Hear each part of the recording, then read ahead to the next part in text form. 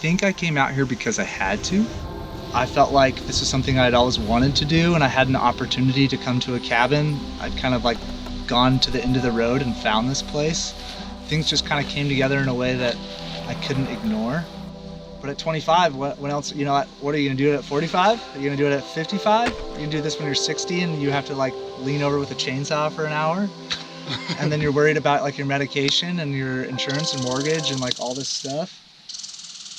That's the one squirrel that I haven't. That's the one squirrel that's been trying to get into the cabin. I know its call.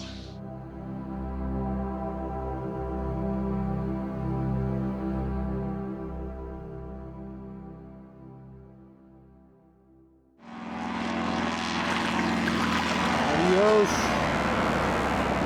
Sayonara. Well, it's just you and me again, buddy.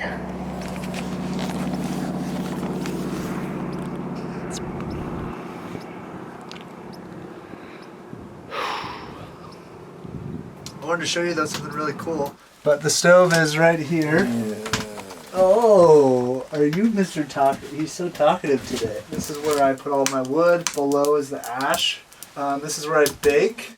This right here is the cold cellar. I'm in the Arctic, above the Arctic Circle, so there's permafrost in the ground, so you dig down below ground. So this stays, I think, close to like 40 degrees year round. You're afraid of heights. Maybe not the best place for you. So this is the inside of the cache. It's full of all sorts of things. Just about everything you can think of. There's a couple hundred Snickers. There's 100 Snickers. Let's not get too excited. Yeah, I mean today, I go back and forth whether or not I could do this for 3 months. I just 90 days by myself. Doesn't sound like something I really want to do now. I should have conceived how much time that was, but now that I'm out here, I mean, it's beautiful and everything here. It's incredibly beautiful, and there's a lot to explore. You okay, buddy? It's okay.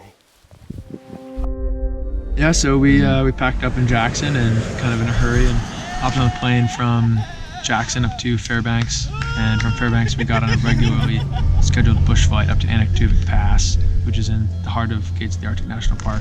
So we're about to go down the John River and go see John, who's hanging out on the John. So packrafts were really the key tool that allowed this trip to happen. We were able to roll them up and just shove them in our packs. They're the size of a sleeping bag.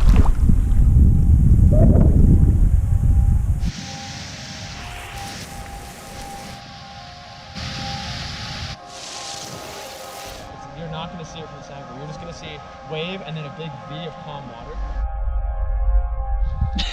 What John is doing is really cool. I admire him for it, but I just also have a hard time understanding it.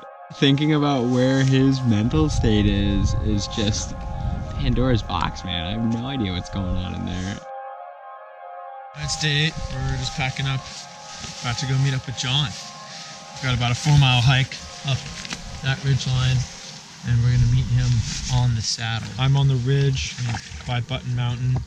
Didn't go as far because of bear. Be loud as you come up. Can't miss me if you stay on the ridge near the top.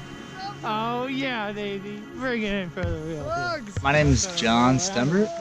So we are in a small valley north of Bettles at a little cabin that was built in the 70s or 80s, I believe. With this kind of living, you bring it up and everyone just suddenly goes, what?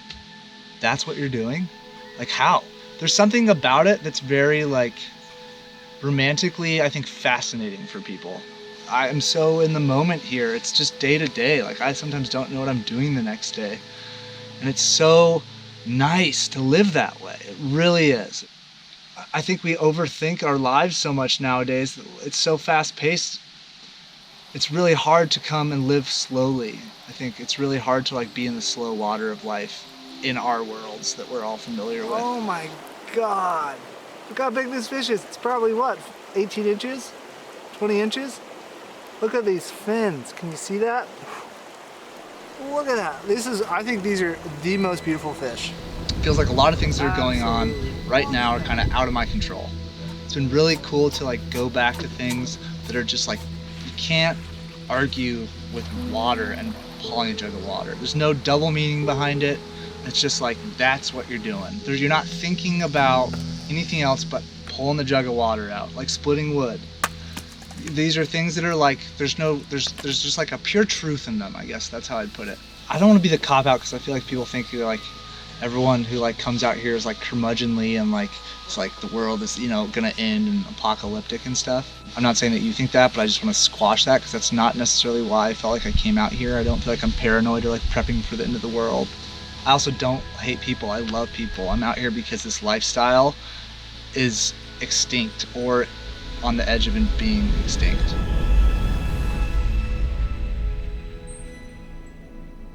John's dog does not like water, so Henry and John are gonna walk with the dog along the winter road. Go.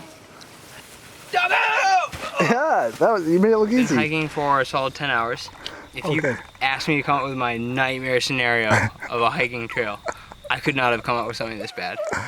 Meanwhile, Morgan and I are gonna take the packrafts down Timber Creek and then go upstream on the Koyukuk to Bettles.